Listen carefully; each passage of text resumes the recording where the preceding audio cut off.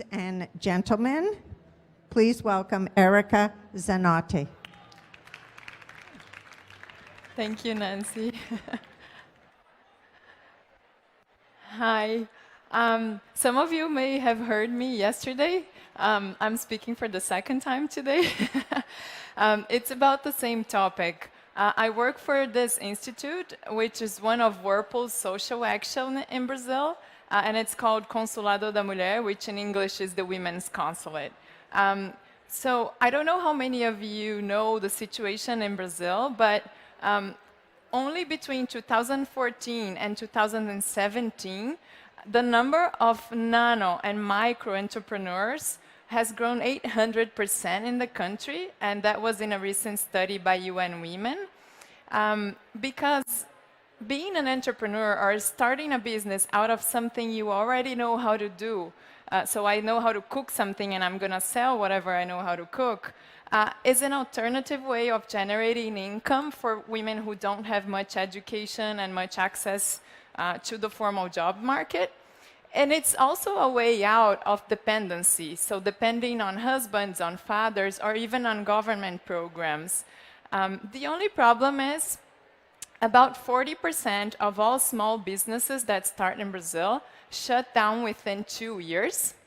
And knowing that and not wanting that to happen to these women, we at Consulado Da Mulher went out and talked to them for about a year to understand what is it that they needed to know or learn in order to keep the business going and growing.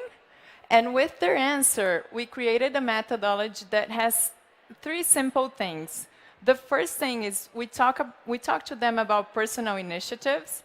So how they lose fear and insecurity of talking to people, selling their products, and how to build self-esteem and things that are intrinsic to them.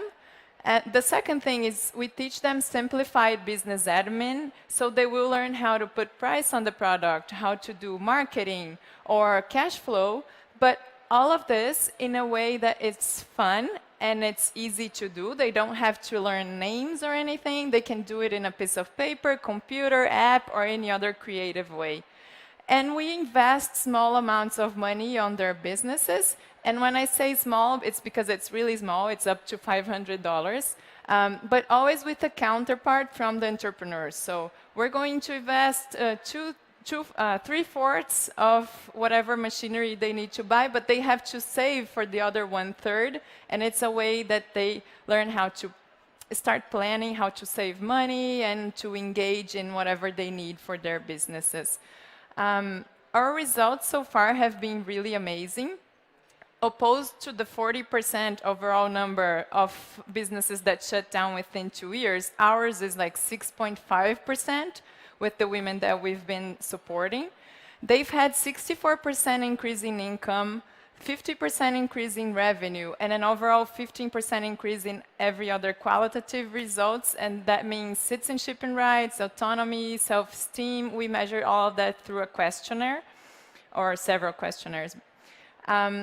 And I brought you a case. This is Arlene. Arlene sells breakfast food in the streets of Manaus. Manaus is in the Amazon region of Brazil. She has had incredible results financially. So you can see 55% increase in revenue, 65% increase in income. But to her, what's really good and really empowering is that she could bring her older daughter to work with her because now she makes more money. And she was able to stop selling out of a table in the street, and she was able to build her own cafe. So what you can see in the picture is what she's still building it, but it's up. There's wall and ceiling already. And she can now pay for her son's private education, which was her dream. And she's told me, I have my husband, I love him, but I don't need him anymore to sustain my family. So this is what makes her happy. It's very little time to tell you everything about the methodology, so I'm going to leave you my email address. And it's important to say that we have it all written down, and it's public. It's there for anyone who wants to use. And if you want to email me, we can talk more, and I can tell you more about the methodology and how you can use it. Thank you.